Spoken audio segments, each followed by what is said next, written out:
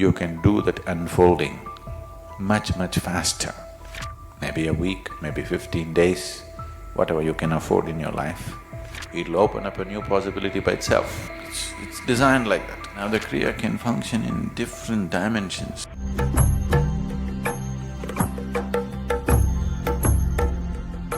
So what should I do? The Kriya is only an impetus, it is not an end in itself. The Kriya is trying to enhance your energies. Daily, every day without fail. Now the Kriya can function in different dimensions. When we teach it in the program, we will teach it in such a way, it is safe for a beginner. There's a safety issue, always. If you are going to make somebody climb up this tree, if it is a 5-year-old kid, you will make him go up that much. If it's a 10-year-old kid, that much, there's a safety issue. So, it is taught in a certain way. When you exhaust that dimension, which will take a certain period of time for people, depends. Some people exhaust that quickly, some people exhaust that over a lifetime. The possibility that it offers just in that dimension. And it is also an inbuilt mechanism that if you hit the full depth and dimension of the Kriya in a certain period of time and stay there steadily, it'll open up a new possibility by itself. It's designed like that. The software is designed like that step by step it'll hold you at a certain place for a certain time. When it feels your physiology and your psychology is stable enough, it'll move you to next level of intensity. If you're not willing to wait for this process to unfold by itself naturally, then I would say once a year, or twice a year, or thrice a year, or the whole year, that's your choice. You can make it your choice. You fix a time for sadhana, full-time sadhana.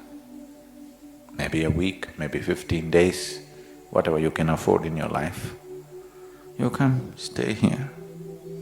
1 week sadhana, 15-day sadhana, whatever that suits and fits into your life. You do that.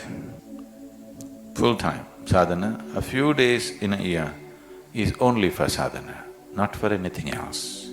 Not morning sadhana, evening sadhana, just 24-hour sadhana for a short span of time. If you invest this kind of time, you can do that unfolding much, much faster.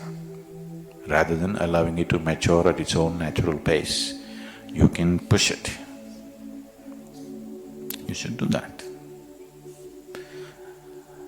And of course, being in a state of devotion is very conducive.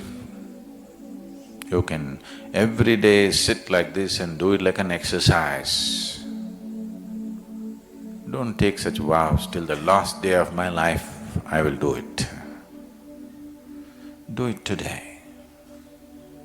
You're committed only for 1 day. And see this day, that this could be your last day. Possible? Possible or no? Possible. We're not wishing it, but possible.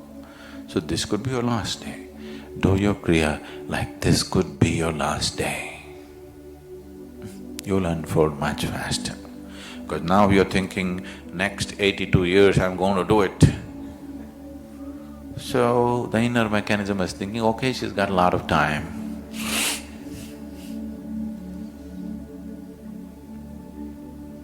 You do it like today is the last day. Then it'll hurry up a little bit. Or if we find you're stable enough, suitable enough, we will step in and tweak it up in a completely different way. There are many things to do, but the most important thing is to do the Kriya with a certain sense of devotion and offering rather than like an exercise. If you do it like an exercise, you'll get health benefits. But if you want to explode, then you must take away your inner structures, then it'll burst very easily. So now, let me quickly summarize 3 main points out of the entire video that will help us intensify the sadhana, or in simple words, just explode our sadhana.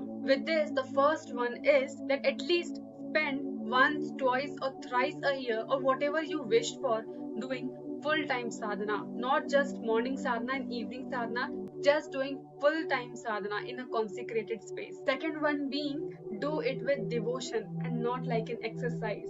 And the third and the most important is, do your sadhana as if today is the last day. Now, why this is the very important thing is because once a little laxity comes, it will take lifetimes. If we are in a hurry, it will be very quick. Now, hurry does not mean that just wind up your sadhana anyway. Simply, it means is that doing it as if it is our last day, and I will give my best to do it today. Now, let's take an example. Just think of an experience that you may have in your life at any time. There may have been certain moments of extreme intensity and ecstatic states within you. And just imagine life like this. Whatever the peak experience that you have experienced or touched in your life, not necessarily in yoga but anywhere in your life, if you could stay there constantly every moment of your life, do you see that how free you become from all the many little things which nag you and pull and push you all the time? Now, I personally have felt this lot of time, and especially while I am in the process of making the video. And I'm pretty sure that in everyone's life there comes a moment. You might not have touched the highest peak, but whatever peak you have touched, even at that peak, if you lived, you would be free from so many things that bother you on a daily basis. Nothing would really be a problem in this world. But do you know that during the practice there comes an issue? I've got literally a lots of mail from many people saying that they're unable to continue the sadhana. Forget about these 3 points. If you are simply not continuing your sadhana, what is the point talking about these points? There is no use. Now, Sadhguru gives a very good reason for all of these. He says that actually the most fundamental problem in our life is our likes and dislikes. Everything else is based upon this. What kind of food to eat and what not to eat, where to go and where not to go, what kind of ideas we ascribe to and what we reject. Everything is fundamentally rooted in those likes and dislikes. We have attached too much importance to our thoughts, emotions, ideas, and everything else that we consider as me. All the ingredients that makes us person, or in simple words, or in other words, that makes our personality. And that is why Sadhguru says that if we take away just this one thing, that is our likes and dislikes, the spiritual process won't happen slowly, it will explode within us. If we make one thing as sacred and the other thing as filthy, then as far as the spiritual process is concerned, we will burn like an incense stick, and that too very slowly. If you just pull and plug on your likes and dislikes, firework will begin with your spiritual process. So hope you understood the meaning and the very importance of doing the sadhana, and with what intention or how you have to do the sadhana to explore or intensify it. Don't forget these 3 most important points said by Sadhguru. And so, if you loved the video and found it meaningful, do not forget to give it a like, share, and subscribe. And do share this with as many people as you can. And up to next, stay safe, healthy, happy, and namaskaram.